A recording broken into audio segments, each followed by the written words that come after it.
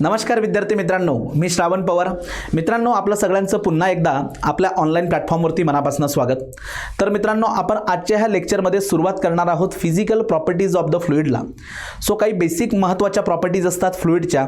मग तो fluid water असेल म्हणजेच लिक्विड असेल किंवा गॅसेस असतील म्हणजेच एअर असेल, तर यांच्या काही बेसिक आणि इम्पॉर्टंट प्रॉपर्टीज ज्या आहेत ते throughout fluid mechanics, throughout hydraulics आपल्याला ह्या प्रॉपर्टीज लागणार आहेत. तर या फंडामेंटल प्रॉपर्टीज आपण वन बाय वन समजून घेऊयात. ज्या ज्या ठिकाणी गरज असेल त्या ठिकाणी मी काही इमेजेस पण तुम्हाला दाखवेल, काही स्मॉल व्हिडिओज पण तुम्हाला दाखवेल, ज्या ठिकाणी रिक्वायरमेंट असेल त्या ठिकाणी. ओके, आणि त्या थ्रू आपण या सगळ्या कन्सेप्ट ज्या त्या आपण क्लिअर करून घेणार आहोत. बऱ्याचदा यावरती थेरी प्रश्न सुद्धा विचारले जातात आणि यावरती न्यूमेरिकल सुद्धा विचारतात. तर काही महत्त्वाच्या प्रॉपर्टीज जसं की डेन्सिटी.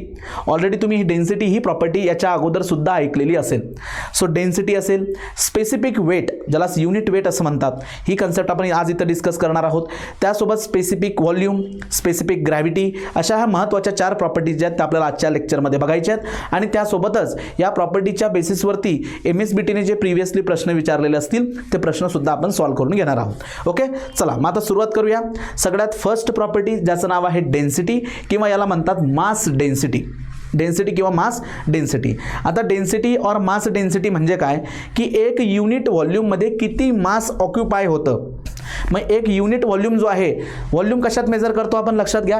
व्हॉल्यूम जो आहे मित्रांनो तो मेजर कशात करतो आपण. सपोज आता मी काय करतो, एक छोटासा क्यूब घेतो. क्यूब हा बघा, हा छोटासा क्यूब आहे या ठिकाणी. ओके, असा एक क्यूब मी इथं कन्स्ट्रक्ट करतो.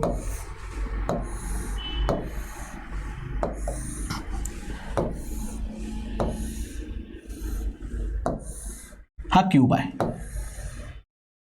बरोबर. हा अशा पद्धतीचा एक क्यूब मी इथं बनवला. आता या क्यूबचे जर का तुम्ही डायमेन्शन्स बघितलेत ना, डायमेन्शन्स ऑफ द क्यूब बघा, असा हा क्यूब आहे. ओके, इमॅजिन होतं सगळ्यांना. जर याचं डायमेन्शन बघा, याचं डायमेन्शन सपोज मी 1 मीटर घेतलं लेंथ, याची विड्थ जर का मी घेतली सपोज 1 मीटर, आणि राजांनो याची जर का हाईट आपण घेतली 1 मीटर. सो 1 मीटर लेंथ आहे 1 मीटर, विड्थ आहे 1 मीटर आणि हाईट आहे 1 मीटर. सो हा एक क्यूब बनला 1 × 1 × 1. तर याचा व्हॉल्यूम जर घेतला आपण व्हॉल्यूम, तर काय येणार बघा, volume of the cube is equal to 1 metre × 1 metre × 1 metre. तिघं डायमेन्शनचं मल्टिप्लिकेशन करायचं आणि हा व्हॉल्यूम आला 1 मीटर क्यूब. 1 metre cube. मग 1 मीटर क्यूब एवढ्या व्हॉल्यूममध्ये किती मास त्या पदार्थाचं बसणार आहे त्याला म्हणतात मास डेन्सिटी किंवा त्याची डेन्सिटी. मग आता जर का फ्लुइड म्हणून मी वॉटर घेतलं, वॉटर. आता 1 metre cube height, 1 metre cube length, 1 metre cube width असणारा जर का मी क्यूब बनवला आणि याच्यामध्ये आपण वॉटर पोर करायला लागलो. काय वॉटर आपण पोर केलं, याला पूर्ण पाण्याने आपण भरून टाकलं, तर यामध्ये किती वॉटर ऑक्युपाय होणार आहे ही त्याची वॉटरची आली डेन्सिटी. लक्षात येते मी काय म्हणतोय.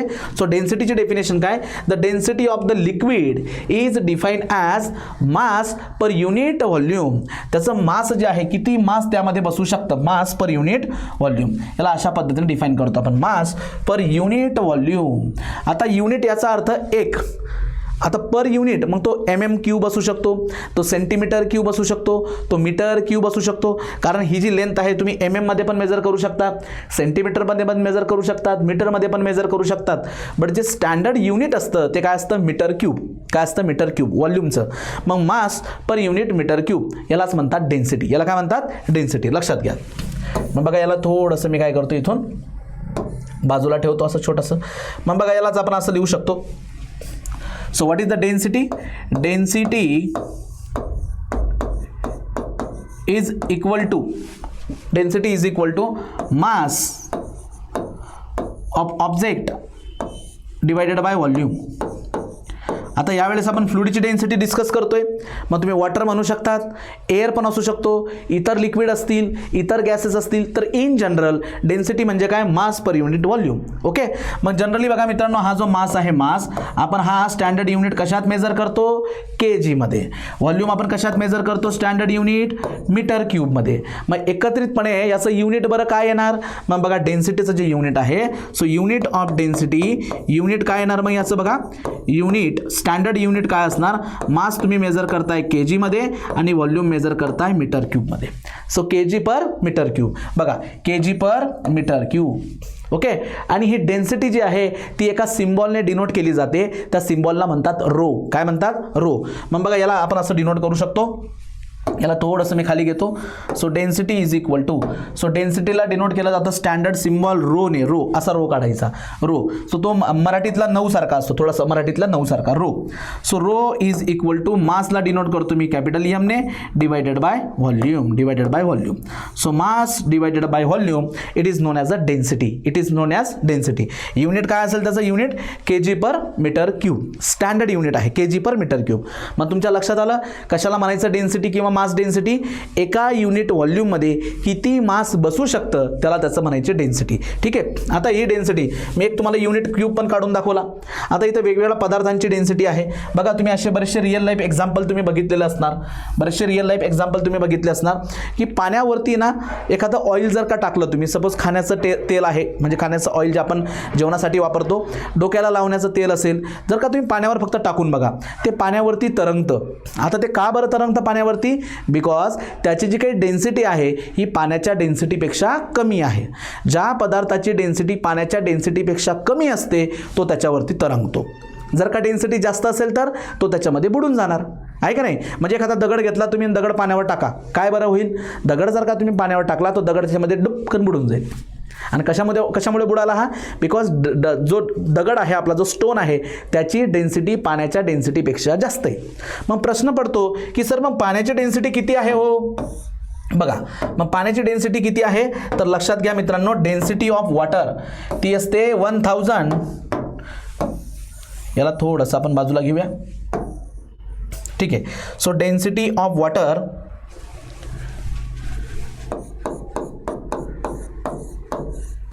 Density of water is equal to 1000 kg per metre cube. म्हणजे 1 metre cube, 1 metre length, 1 metre width, 1 metre हाईटचा जर का क्यूब बनवला आणि याच्यात जर तुम्ही पाणी भरायला लागलेत तर पूर्ण क्यूब भरल्यानंतर त्याचं वेट जर केलं ना तर ते वेट किती येणार माहिती? 1000 kg, म्हणजे 1 टन. 1000 kg येतं लक्षात तुमच्यात. सो एका मीटर क्यूबमध्ये 1000 kg एवढं वॉटर जे आहे ते बसतं. हे झाली पाण्याची डेन्सिटी. ही काय झाली? पाण्याची डेन्सिटी. मग विद्यार्थ्यांना प्रश्न पडतो, मग सर सपोज माझ्याकडे 1 ग्लास पाणी असेल तर त्याची डेन्सिटी काय? त्याची density 1000 kg per metre cube. Sir माझ्याकडे एक मोठं बकेट भरून पाणी असेल तर मग काय? 1000 kg per metre cube. Sir मोठं पातेलं भरून पाणी असेल तर काय? 1000 kg पर मीटर क्यूब. पाणी ग्लासमध्ये असू द्या, तांब्यात असू द्या, बकेटमध्ये असू द्या, कुठेही असू द्या, त्याची डेन्सिटी असते 1000 kg per metre cube. Because density is constant for every object. प्रत्येक पदार्थासाठी, प्रत्येक फ्लुइडसाठी, प्रत्येक गॅसेससाठी डेन्सिटी असते कॉन्स्टंट. तर पाण्याची डेन्सिटी नेहमी किती असणार? 1000 kg पर मीटर क्यूब. आता इथं मी एक इमेज इथं गुगलवरनं घेतली जे तुम्ही बघू शकतात. त्याला थोडंसं मी झूम करतो बघा. ही जी इमेज आहे मित्रांनो याला थोडंसं मी इथून झूम करतो. ठीक आहे. याला मी इथून झूम करतो सपोज. बघा इथं तुम्ही बघू शकतात सगळ्यात खाली कोण आहे? हनी. हनी म्हणजे मध, त्याला आपण काय म्हणतो? मध. या हनीच्या जस्ट वरती कोण आहे? मिल्क म्हणजे दूध. याच्यावरती कोण आहे? वॉटर. आणि वॉटरच्याही वरती कोण आहे मित्रांनो? लक्षात येते तुमच्या? वॉटरच्याही वरती आहे ऑइल. आता हे कशा पद्धतीने? जर या सगळ्या लिक्विड जे आहेत यांची जर का डेन्सिटी कंपेअर केली तर सगळ्यात खाली कोण बसलाय? हे सगळे लिक्विड जर तुम्ही एका भांड्यात ठेवले ना, म्हणजे हनी, त्यासोबत मिल्क म्हणजे दूध, पाणी आणि ऑइल, हे सगळे जर का तुम्ही एका भांड्यात टाकले आणि मिक्स करायला लागलात तर सगळ्यात खाली कोण बसणार आहे माहिती? हनी, मध. त्याच्यावरती कोण बसणार? मिल्क. त्याच्यावरती कोण बसणार? वॉटर. आणि सगळ्यात टॉपला कोण असेल? ऑइल. हे असं का बरं झालं? हे सगळे लिक्विड वेगवेगळे का बरं झाले? सेपरेट का झालेत? Because of their density. जो सगळ्यात वरती असेल, जो वरती तरंगतो त्याची डेन्सिटी कमी असते. जो सगळ्यात खाली असतो त्याची डेन्सिटी जास्त असते. पण तुम्हाला एक इंटरेस्टिंग फॅक्ट सांगू, एक इंटरेस्टिंग गोष्ट सांगू. पाण्याची डेन्सिटी किती म्हटलं मी तुम्हाला? 1000 kg पर मीटर क्यूब. पण ह्या डेन्सिटीला कमी जास्त करता येतं. या डेन्सिटीला कमी जास्त करता येतं. कसं बरं करता येत असेल? एक छोटासा एक्सपेरिमेंट तुम्ही करून बघायचं माझ्यासाठी. काय करायचं? एक ग्लास वॉटर घ्या. काय करायचं? एक ग्लास वॉटर घ्यायचं आणि एक असतं बघा, एक अंडे. तर एक अंडं असेल किंवा लिंबू असेल घरात, लिंबू छोटासा, हा लिंबू काय करायचा की त्या ग्लासमध्ये टाकून बघायचा. जो ग्लास आहे काचेचा असला तर बेस्ट, कारण बाहेरून तुम्ही बघू शकता. त्यामध्ये तो लिंबू टाकून बघायचा. आता काय होईल की तो लिंबू त्या पाण्यावरती तरंगेल. तो का बरं तरंगतोय? बिकॉज त्याची डेन्सिटी पाण्याच्या डेन्सिटीपेक्षा कमी आहे म्हणून तो तरंगतोय. आता एक काम करायचं, या पाण्यात तुम्ही मीठ टाकायचं, मीठ टाकत जायचं, त्याला ढवळत जायचं, त्याला काय करायचं, ढवळत जायचं, त्याला असं हलवायचं, परत मीठ टाकत जायचं, त्याला हलवायचं, मीठ टाकत जायचं, हलवायचं. एक कंडिशन अशी येईल की वरती तरंगणारा जो लिंबू आहे तो पाण्यामध्ये खाली डीप करेल, तो पाण्यात बुडून जाईल. मग तो आता का बरं बुडाला? लिंबू तर तोच आहे, पाणी पण तेच आहे, पण आपण एक नवीन पदार्थ त्याच्यामध्ये ॲड केला आणि ते म्हणजे काय? मीठ, म्हणजे सॉल्ट, म्हणजेच काय? मिनरल्स. तर ज्या वेळेस वॉटरमध्ये सॉल्टचं कंटेंट वाढतं त्याची डेन्सिटी जी आहे ती बदलते, त्याची डेन्सिटी बदलते, म्हणजे पाण्याची डेन्सिटी बदलते. म्हणून लक्षात घ्या, नदीमध्ये असणारं पाणी ज्याला आपण गोड पाणी म्हणतो त्याची डेन्सिटी वेगळी असते, समुद्रात असणाऱ्या पाण्याची डेन्सिटी वेगळी असते. जगामध्ये काही असे समुद्र आहेत, काही असे समुद्र आहेत, तुम्ही गुगल करू शकतात की त्या समुद्रावरती ना माणसं तरंगतात. म्हणजे आता आपण जर का समुद्रात उडी मारली तर साहजिक आहे, जर पोहता येत नसेल तर बुडून जाणार. पण हा जो पोहू नाही शकणारा व्यक्ती आहे, ज्याला पोहताही येत नाही, तो त्या समुद्रावरती सहजपणे तरंगू शकतो. कशामुळे? कारण तिथं सॉल्ट कंटेंट खूप जास्त आहे. हे छोटंसं एक्सपेरिमेंट तुम्ही करून बघायचं, येतं लक्षात. सो इन जनरल आपण वॉटरची डेन्सिटी काय घेणार? 1000 kg, 1000 kg per metre cube. आणि व्हॉट इज द डेन्सिटी? किती मास एका मीटर क्यूबमध्ये बसतंय ते आपल्याला बघायचं आहे. सो अतिशय सोपी कन्सेप्ट आहे, kg पर मीटर क्यूब हे त्याचं युनिट आलं. मग हा थेरी प्रश्न जर विचारला तर नेहमी काय करायचं? एक डेफिनेशन लिहायची. The density of the fluid is define as mass per unit volume, आणि त्यालाच आपण असं लिहितो मास पर युनिट व्हॉल्यूम. मास मेजर केलं जातं kg, व्हॉल्यूम मेजर करतात मीटर क्यूबमध्ये. सो स्टँडर्ड युनिट याचं काय झालं? kg पर मीटर क्यूब, बरोबर, kg पर मीटर क्यूब, आणि त्याला डिनोट करतात रो या सिम्बॉलने. आता एक गोष्ट आणखी मी इथं क्लिअर करून देतो. इथं स्टँडर्ड युनिट घेतलंय मी व्हॉल्यूमचं मीटर क्यूब, पण तुम्ही घरी बघा, कधी सकाळी सकाळी उठा, आई जेव्हा दूध घेते दूधवाल्याकडनं, तर ते दूध जे आहे आपण लिटरमध्ये घेतो. कशात घेतो? लिटरमध्ये घेतो. मग लिटर हे सुद्धा एक युनिट आहे व्हॉल्यूम मेजर करायचं. तर मीटर क्यूब आणि लिटर यांच्यातलं तुम्हाला रिलेशन माहिती पाहिजे, ते नेहमी लक्षात ठेवा, कारण न्यूमेरिकल सोडवताना हे आपल्याला लागत असतं. तर बघा मित्रांनो, जर का 1000 लिटर असेल, 1000 लिटर, तर याचा अर्थ होतो 1 मीटर क्यूब. 1 मीटर क्यूब म्हणजे काय? 1000 लिटर. समजते तुम्हाला काय म्हणतोय मी? म्हणजे 1 मीटर क्यूब, हे 1 मीटर क्यूब एवढं व्हॉल्यूम जर असेल ना याच्यामध्ये, तर 1000 लिटर एवढं पाणी असणार आहे त्याच्यामध्ये. तर हे एक रिलेशन तुम्ही लक्षात राहू द्यायचं, न्यूमेरिकल सोडवताना तुम्हाला 100% याचा फायदा होणार. चला आता आपण बघूया दुसरी फिजिकल प्रॉपर्टी.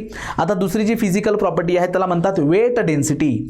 याच्या आधीची कोणती बघितली आपण? मास डेन्सिटी, कारण तिथं आपण मास यूज केला आहे. आता वेट डेन्सिटी यालाच म्हणतात स्पेसिफिक वेट, किंवा यालाच म्हणतात युनिट डेन्सिटी. यालाच काय म्हणतात? Unit density. आता याची डेफिनेशन काय रे? बघा, लक्ष द्या, सगळ्या विद्यार्थ्यांनी व्यवस्थित लक्ष द्या. सो याची डेफिनेशन आधी रीड करूया. The specific weight of the liquid is defined as weight per unit volume at standard temperature and pressure. Standard temperature and pressure. एका पर्टिक्युलर स्टँडर्ड टेम्परेचरला स्टँडर्ड प्रेशर मेंटेन करून आपण काय मेजर करत असतो? स्पेसिफिक वेट आपण major करत असतो. म्हणजेच हे बघा, आता मी याला व्यवस्थित लिहितोय तर, so specific weight, specific weight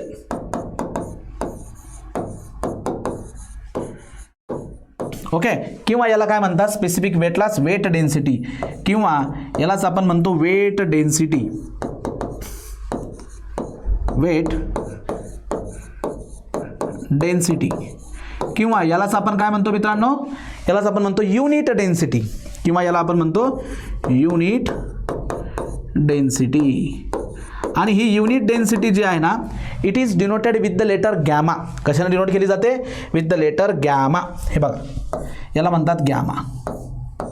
it is equal to, आता ही कशी कॅल्क्युलेट करायची? लक्ष द्या, कॅल्क्युलेट कशी करायची? तर पदार्थाचं वेट घ्यायचं, weight of the object divided by परत volume, divided by volume, weight of the object divided by volume. अशा पद्धतीने आपण काय करत असतो? स्पेसिफिक वेट किंवा स्पेसिफिक डेन्सिटी किंवा युनिट डेन्सिटी आपण कॅल्क्युलेट करतो बाय युझिंग दिस फॉर्म्युला. हे लक्षात घ्या. मग आता नेहमीप्रमाणे इथं बघा, आता याचं युनिट बरं काय असेल? तुम्ही मला सांगा, what is the unit of this? Unit काय असेल याचं? आता जो वेट आहे ना, वेट, या वेटला मेजर केलं जातं न्यूटनमध्ये. कशात मेजर करतात? न्यूटनमध्ये, किंवा किलो न्यूटनमध्ये. कशामध्ये? किलो न्यूटनमध्ये. पण स्टँडर्ड युनिट आहे न्यूटन. आणि व्हॉल्यूम कशात मेजर करणार? It is measured in metre cube. Metre cube. मग याचं युनिट बरं काय असेल? So it's SI unit. याचं SI unit is equal to newton per metre square. Newton per metre square. आणि कोणत्या सिम्बॉलने डिनोट केलं जातं? गॅमा. गॅमा लक्षात घ्या. आता युनिट वेट काय असतं? पदार्थाचं युनिट वेट जे असतं ना, म्हणजे वेट कसं कॅल्क्युलेट करतात? वेट, तर वेट म्हणजेच काय? वेट इज इक्वल टू त्याचं स्वतःचं मास आणि याला मल्टिप्लाय करायचं ॲक्सिलरेशन ड्यू टू ग्रॅव्हिटीने. कशाने मल्टिप्लाय करायचं? Multiply it by acceleration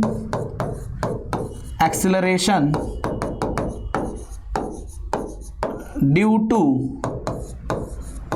gravity. Acceleration due to gravity.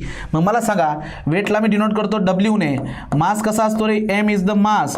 आणि acceleration due to gravity G. Acceleration due to gravity G. मग आता तुम्हाला याचा मी फिजिकल मिनिंग सांगतो. बऱ्याचदा आपण काय करतो की चुकीच्या गोष्टी दैनंदिन जीवनात वापरतो. आपण एखाद्या वजन काट्यावर जाऊन उभं राहतो आणि आपलं वजन करतो म्हणजे आपण आपलं स्वतःचं वेट करतो. आणि ते वेट आपण कशात बोलतो? मी म्हणतो माझं वेट आहे 50 kg. एखादा विद्यार्थी म्हणतो सर माझं वेट आहे 45 kg. एखादी मुलगी म्हणेल माझं वेट आहे 35 kg. रॉंग. वेट मेजर केलं जातं न्यूटनमध्ये. केजीमध्ये मग काय मेजर केलं जातं? मास. आणि मास जे आहे ना, कधीही बदलत नाही. एखाद्या व्यक्तीचं जे काही मास आहे, मासचा अर्थ होतो की त्या बॉडीमध्ये किती मॅटर प्रेझेंट आहे. मग माझं मास जे आहे ते कधीही बदलणार नाही जोपर्यंत तुम्ही त्याला कट नाही करणार. So it has a uniform mass. Mass बदलत नाही. पण आता मी पृथ्वीवरती असल्यामुळे माझ्यावर ग्रॅव्हिटी किती ॲक्ट होते? जी की आहे 9.81. बरोबर का नाही? G 9.81. पण हाच व्यक्ती जेव्हा चंद्रावर गेला तर तिथं acceleration due to gravity G ची व्हॅल्यू कमी होणार. मग G जर कमी झाला, मास तर त्या व्यक्तीचं कॉन्स्टंट आहे, म्हणजे त्याचं वेट तिथं किती भरेल? कमी भरणार. म्हणजे ज्या व्यक्तीचं वेट तुम्ही पृथ्वीवरती मोजणार आहात, त्याचं वेट जर का चंद्रावरती मोजलं तर ते वेट कमी भरेल. आता असा एखादा प्लॅनेट की ज्याची ग्रॅव्हिटी सपोज अर्थपेक्षा जास्त आहे, अर्थपेक्षा जास्त आहे म्हणजे G जास्त, तर तिथं त्याचं वेट कसं भरेल? जास्त भरणार.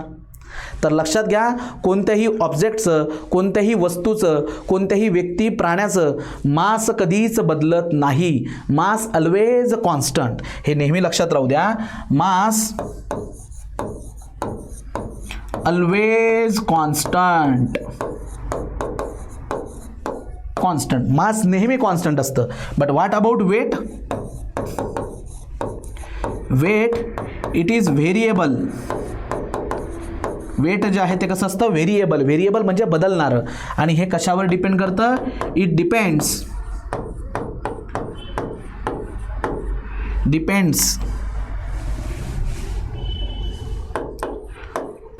On acceleration due to gravity. तो कशावरती डिपेंड करत असतो? G वरती. Acceleration due to gravity. Acceleration due to gravity जर बदलली, वेट बदलतं. बट मास कधीही बदलत नाही. हे तुम्ही लक्षात घ्या. मग आपण ह्याच वेटला वेगळ्या फॉर्ममध्ये पण लिहू शकतो, म्हणजे स्पेसिफिक वेटलाच. हे बघा मित्रांनो, याला आपण असंही लिहू शकतो. याला थोडंसं स्मॉल करतो मी. हे बघा. सो याला आपण असं सुद्धा लिहू शकतो. बघा. So what is the unit weight? So unit weight gamma is equal to, कसं डिफाईन केलं आपण? Weight per unit volume. But what is the weight? Weight काय असतो? It is mass into G divided by volume. आहे का नाही? So मग मला तुम्ही सांगा मित्रांनो, what is mass divided by V रे? Mass divided by V. आत्ताच आपण बघितलं मास बाय व्हॉल्यूम म्हणजेच काय? रो. तर यालाच आपण काय लिहू शकतो? Rho into G. सो इथून आपण असंही रिलेशन लावू शकतो की युनिट वेट म्हणजेच काय? Density into acceleration due to gravity. बरोबर. मग अशा पद्धतीने तुम्ही मला सांगा, what is the unit weight of water? Unit weight of water. बघा युनिट वेट ऑफ वॉटर त्याला लिहितो मी gamma suffix water is equal to बोलो काय करणार डेन्सिटी ऑफ वॉटर आणि याला कशाने मल्टिप्लाय करायचं स्मॉल जी ने. मग बोला what is the density of water आहे इट इज 1000 kg/m³ आणि त्याला मल्टिप्लाय कशाने करायचं आपल्याला acceleration due to gravity 9.81 metre per second square आणि ह्या दोघांना मल्टिप्लाय जर केलं तर याचं उत्तर येतं मित्रांनो 9810 newton per metre cube. 9810 newton per metre cube हे आलं आपलं unit weight of water. 9810 unit weight of water. ठीक आहे युनिट वेट ऑफ वॉटर हे तुम्ही लक्षात घ्या युनिट वेट ऑफ वॉटर. तर किती साऱ्या गोष्टी आपण इथं डिस्कस केल्यात एकदा मी त्यांना परत रिवाइज करतो. वेट डेन्सिटी किंवा स्पेसिफिक वेट किंवा युनिट डेन्सिटी म्हणजे काय की एका युनिट व्हॉल्यूममध्ये किती वेट बसतंय. मास डेन्सिटी म्हणजे काय एका युनिटमध्ये किती मास बसणार आहे. मास नेहमी कॉन्स्टंट असतं ते कधीही बदलत नाही. बट व्हॉट अबाउट वेट पदार्थाचं बदलत असतं. It is depend upon the gravity बदलली वेट बदलतं. म्हणून इथं स्टँडर्ड टेम्परेचर स्टँडर्ड प्रेशर हे वर्ड यूज केलेले आहेत. मग बघा weight per unit volume weight mostly newton किंवा किलो न्यूटनमध्ये मेजर करतात but SI unit is the newton per metre cube. So newton per metre cube हे तसं युनिट आलं. डिनोट केलं जातं गॅमा ह्या सिम्बॉलने आणि वेट कसं कॅल्क्युलेट करतात mass into acceleration due to gravity म्हणजे एम इंटू जी आणि वेटचं युनिट असतं न्यूटन. चलो मग बघा यालाच आपण वेगळ्या पद्धतीने लिहू शकतो. युनिट वेट म्हणजेच काय वेट पर युनिट व्हॉल्यूम. वेटला लिहू शकतो आपण mass into acceleration due to gravity but mass divided by volume म्हणजेच काय rho. So rho into G. मग युनिट वेट ऑफ वॉटर किती त्याचा रो आहे 1000 kg/m³ आणि जी किती आहे 9.81. सो या दोघांचा जर का प्रोडक्ट केला तर 9810 हा येतो मित्रांनो unit weight of water. So वॉटरची डेन्सिटी किती 1000 kg/m³ but what about unit weight of water 9810 newton per metre cube. या काही व्हॅल्यू तुम्हाला पाठ कराव्या लागतील. ठीक आहे कारण ह्या प्रश्नात दिलेल्या असतात किंवा दिलेल्या नसतात तर ते तुम्हाला 100% लागतील. ही झाली आपली दुसरी फिजिकल प्रॉपर्टी. ठीक आहे आता बघूया फिजिकल प्रॉपर्टी नंबर 3. आता इथं आपण डिस्कस करणार specific volume. So specific volume काय आहे it is reciprocal of density काय होतं बरं मास पर युनिट व्हॉल्यूम. आता स्पेसिफिक व्हॉल्यूम काय volume per unit mass. So it is reciprocal of what density. ठीक आहे it is the reciprocal of density. बघा specific volume of liquid is the volume of fluid per unit weight किंवा per unit mass but mostly it is what it is per unit मास किंवा per unit weight दोघं पद्धतीने आपण त्याला define करू शकतो. मग बघा स्पेसिफिक व्हॉल्यूम मग आता it is denoted bye symbol V(U) आणि याचं युनिट काय असेल मीटर क्यूब पर न्यूटन अशा पद्धतीने. म्हणजे बघा आता मी इथं तुम्हाला लिहितो capital A specific volume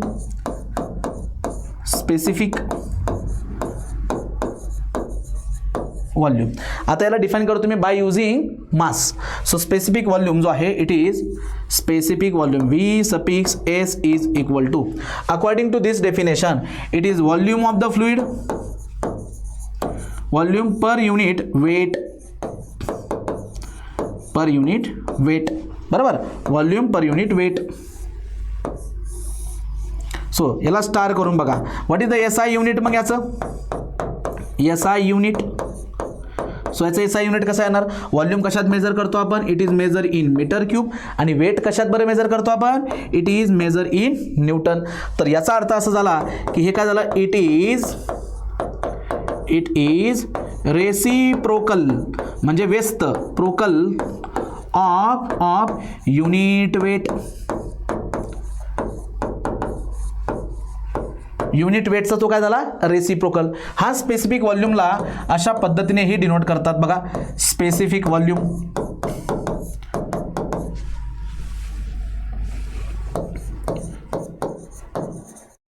specific volume याला तुम्ही अशा पद्धतीने डिफाईन करू शकतात. So specific volume is equal to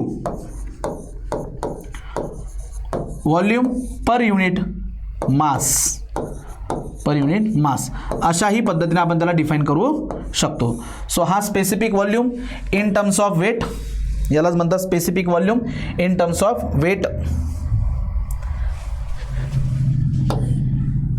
in terms of weight आणि specific volume in terms of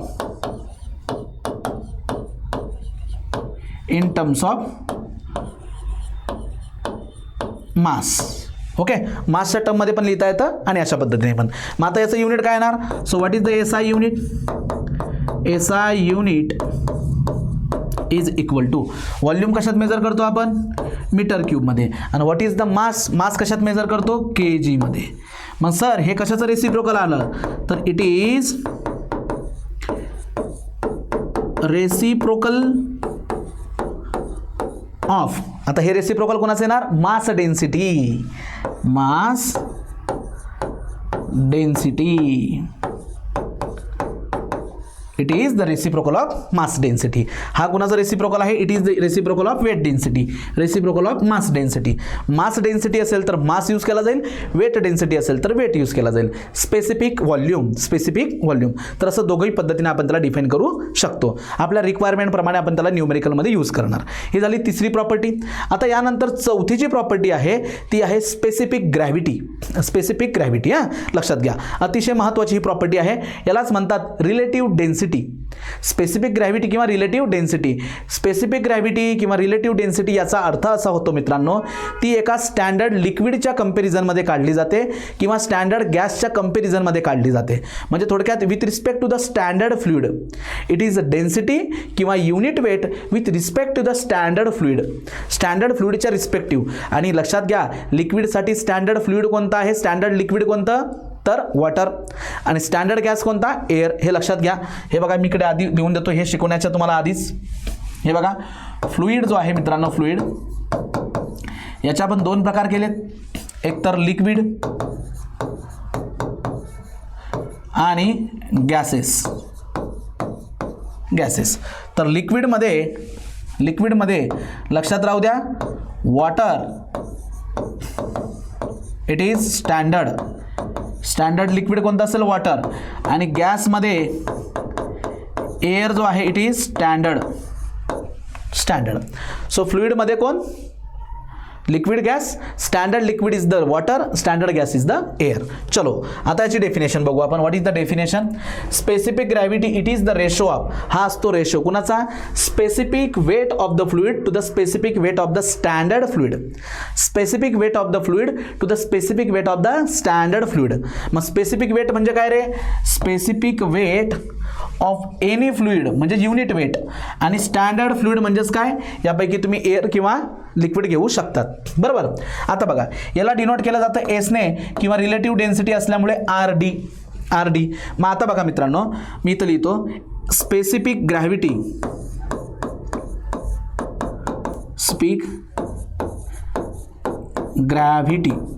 हे बघा स्पेसिफिक ग्रॅव्हिटी याला कशाने डिनोट करतोय आपण? S. It is the ratio of unit weight of fluid, unit weight of fluid, तो कोणताही fluid असू शकतो. Okay. Divided by unit weight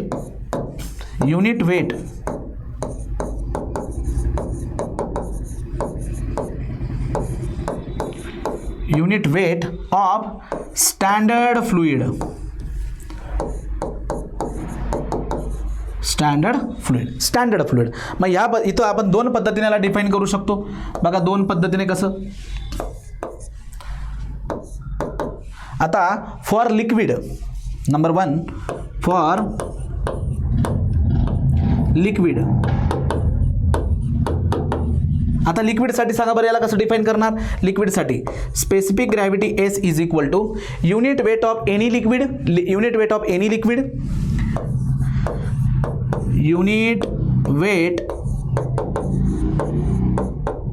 of any liquid, त्याला असं डिनोट करूया आपण, unit weight of liquid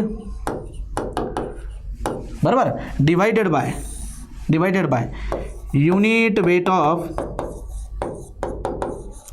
weight of water. कुणाच्या कंपॅरिझनमध्ये काढणार आहोत आपण, with respect to the water. So unit weight of वॉटरच्या रिस्पेक्टिव्ह. ठीक आहे. फॉर गॅसेस लक्ष द्या, फॉर गॅसेस कशा पद्धतीने डिफाईन करणार, S is equal to unit weight of any gas, कुठला तरी एक गॅस असेल, एनी गॅस, यालाच आपण कसं लिहिणार, unit weight of gas divided by unit weight of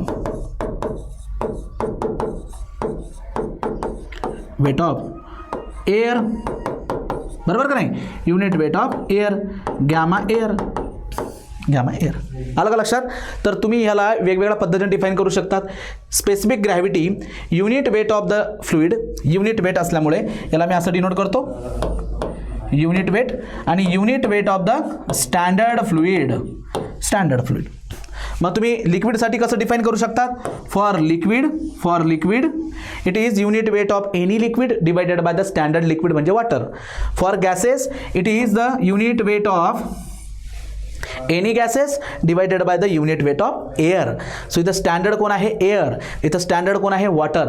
आणि एक गोष्ट लक्षात घ्या, न्यूमरेटरला पण युनिट वेट आहे, डिनॉमिनेटरला पण युनिट वेट आहे, डिनॉमिनेटरला पण युनिट वेट आहे. सो ते युनिट वेट कॅन्सल होईल आणि त्याला कोणत्याही प्रकारचं युनिट राहणार नाही. सो त्यामुळे इट हॅज नो युनिट, याला कोणत्याही प्रकारचं युनिट नसतंय, हे लक्षात घ्या. स्पेसिफिक ग्रॅव्हिटी ऑफ वॉटरची स्पेसिफिक ग्रॅव्हिटी किती येणार, 1, आणि मर्क्युरीची किती येणार, 13.6. हे कशा पद्धतीने ते तुम्हाला मी एक्सप्लेन करतो नवीन पेजवरती इकडे. हे बघा मित्रांनो, आताच आपण काय बघितलं रे वॉटरसाठी, specific gravity S. So it is unit weight of any liquid divided by unit weight of water. मग बघा मित्रांनो, युनिट वेटलाच आपण कसं लिहितो रे, it is rho into g divided by rho into g of water. मग बघा, जर वरतून जी जर मी कॉमन घेतला, हा जी इथं कॉमन घेतला, इथं राहिला रो, खालून पण जर मी जी कॉमन घेतला, इथं राहिला rho of water. So G it is known as acceleration due to gravity. हा जी आणि जी कट झाला. आता काय उरलं मित्रांनो, density divided by density of water. म्हणजे तुम्ही याला असंही डिफाईन करू शकतात, डेन्सिटी ऑफ एनी फ्लुइड, किंवा आता लिक्विडच्या टर्ममध्ये चाललंय तर density of any liquid divided by density of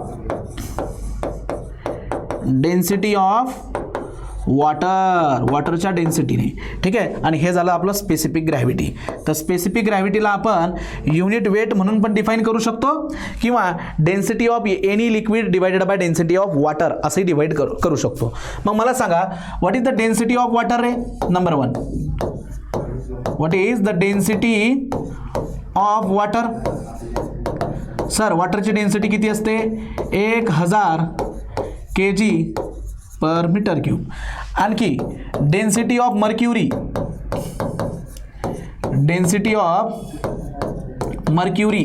मर्क्युरीला मराठीत आपण म्हणतो पारा मर्क्युरी.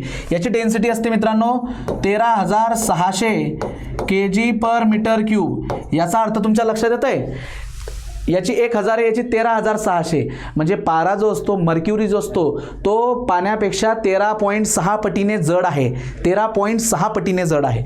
मग बघा, आता पहिल्यांदा मी स्पेसिफिक ग्रॅव्हिटी काढतो वॉटरची. How to find out the specific gravity of the water. बघा, वॉटरची स्पेसिफिक ग्रॅव्हिटी कशी काढणार, डेन्सिटी ऑफ वॉटरची काढताय म्हणून तो वरती असणार density of water divided by standard liquid, standard liquid कोण आहे water, again density of water. मग मला तुम्ही सांगा न्यूमरेटरला what is the density of water, 1000 kg per metre cube divided by 1000 kg per metre cube. मग बघा हे दोघंचे दोघं गेलेत आणि what is the specific gravity for water, that is equal to 1. Specific gravity किती आली वॉटरची, 1. आता मर्क्युरी बद्दल बघू. Mercury, so specific gravity of mercury is equal to density of mercury, density of mercury divided by density of standard liquid, आणि ते काय आहे वॉटर. स्टँडर्ड लिक्विड कोण आहे वॉटर. सो मर्क्युरीची डेन्सिटी किती आहे 13600 kg per metre cube divided by 1000 kg per metre cube. मग बघा हा एक शून्य गेला, हा एक शून्य गेला, हे दोघं कट झाले, एक शून्यावरती. तर याचं उत्तर किती येणार 13.6. तर याचा अर्थ काय होतो की वॉटरच्या कंपॅरिझनमध्ये, वॉटरच्या तुलनेमध्ये मर्क्युरी हा 13.6 पटीने जड आहे. येतं लक्षात मी काय म्हणतोय, 13.6 पटीने मर्क्युरी काय आहे जड आहे. तर अशा पद्धतीने मित्रांनो स्पेसिफिक वेट म्हणजे युनिट वेट, मास डेन्सिटी म्हणजेच डेन्सिटी, स्पेसिफिक व्हॉल्यूम आणि स्पेसिफिक ग्रॅव्हिटी अशा 4 महत्त्वाच्या बेसिक प्रॉपर्टी ज्या आहेत फ्लुइडच्या आपण इथं डिस्कस केलेल्या आहेत. नेक्स्ट व्हिडिओ लेक्चरमध्ये यांच्यावरचे न्यूमेरिकल प्रश्न जे MSBT एक्झाममध्ये विचारले गेलेले आहेत फॉर 2 मार्क्स ते आपण इथं डिस्कस करणार आहोत. एकदा जे काय आपण आता बघितलेलं आहे त्याला शॉर्टमध्ये रिवाईज करूया. हे बघा सगळ्यात आधी आपण डिस्कस केलं की डेन्सिटी किंवा मास डेन्सिटी काय असते, it is mass of the object. इथं फ्लुइडबद्दल डिस्कस करतोय. Mass of the fluid divided by volume of the fluid. म्हणजे लिक्विडसाठी असेल तर mass of liquid divided by volume of the liquid. गॅससाठी असेल तर mass of gas divided by volume of the gas. समजतंय. म्हणजे याचं युनिट काय असणार, मासचं युनिट kg आणि व्हॉल्यूमचं SI unit metre cube. kg per metre cube is the SI unit. कशा डिनोट करणार, it is denoted by the letter rho ने डिनोट करतात. आणि लक्षात घ्या वॉटरची स्टँडर्ड डेन्सिटी किती असते 1000 kg पर मीटर क्यूब. एका मीटर क्यूबमध्ये किती पाणी मावू शकतं 1000 kg. यासोबतच इथं आणखी लिहून देतो तुम्हाला मी density of mercury. So density of mercury, density of mercury किती असते 13600 kg per metre cube, density of mercury. नंतर आपण आणि हे एक रिलेशन लक्षात असू द्या. हे बघा ज्या पदार्थाची डेन्सिटी जास्त असतो तो पदार्थ सगळ्यात खाली असतो, जो पदार्थ वरती तरंगतो त्याची डेन्सिटी कमी असते. 1000 लिटर पाणी म्हणजेच काय 1 मीटर क्यूब पाणी, हे लक्षात घ्या. पुढे बघितलं आपण दुसरी टर्मिनॉलॉजी, दुसरी प्रॉपर्टी स्पेसिफिक वेट किंवा युनिट वेट किंवा unit density. It is the ratio of weight of the object किंवा weight of the fluid to the volume of the fluid at standard temperature and pressure. ठीक आहे. It is denoted with the letter gamma. Weight divided by volume. Weight मोजलं जातं न्यूटनमध्ये, volume metre क्यूबमध्ये. So SI unit आलं newton per metre cube. यालाच आपण लिहू शकतो रो इंटू जी, कारण वेट काय आहे mass into acceleration of gravity. मग आपण बघा मित्रांनो डब्ल्यूला M इंटू जी जर लिहिला तर मास डिवायडेड बाय व्हॉल्यूम म्हणजेच रो. तर थोडक्यात आपण काय करू शकतो, युनिट वेट जे आहे unit weight it is the product of mass density आणि ॲक्सिलरेशन ड्यू टू ग्रॅव्हिटी. मग युनिट वेट ऑफ वॉटर कसं येणार, डेन्सिटी इंटू ग्रॅव्हिटी. डेन्सिटी आहे 1000, ग्रॅव्हिटी आहे 9.81, so 9810 kg per metre cube. हे आलं आपल्या वॉटरची स्पेसिफिक वेट किंवा युनिट वेट. ठीक आहे. नंतर मास जे आहे ते नेहमी कॉन्स्टंट असतं, बट मात्र युनिट वेट जे आहे ते बदलत असतं, वेट जे आहे ते बदलत असतं. It depends upon the gravity. Next specific volume of the liquid, ते तुम्ही in terms of mass density किंवा in terms of specific weight पण डिफाईन करू शकतात, युनिट डेन्सिटी. तर बघा in terms of weight volume divided by weight, in terms of mass volume divided by mass. मग वरती व्हॉल्यूम आहे सो वरती मीटर क्यूब, वेट आहे तर खाली न्यूटन, मास आहे तर खाली newton. So it is the reciprocal of unit weight, it is the reciprocal of mass density. आणि सगळ्यात महत्त्वाची जी आहे that is specific gravity, it is the ratio of unit weight of the fluid to the unit weight of standard fluid. बरोबर.